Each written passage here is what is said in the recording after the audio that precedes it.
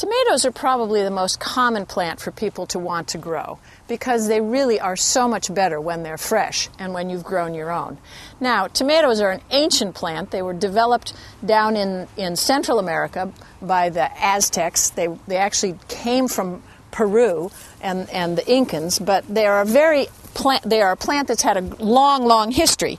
And one of the things that has happened with tomatoes over the years is hundreds of varieties of tomatoes.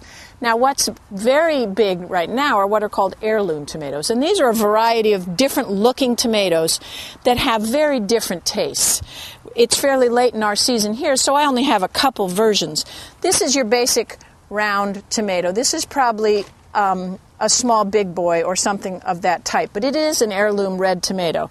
This is called a striped German, and it is a very tasty tomato.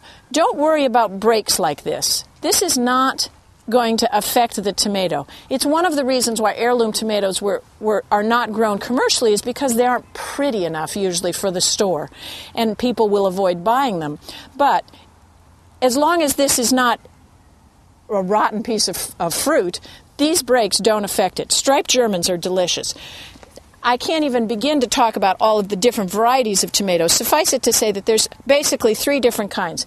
There's an eating or a slicing tomato, there's a paste tomato, and there are what are referred to as cherry tomatoes or grape tomatoes.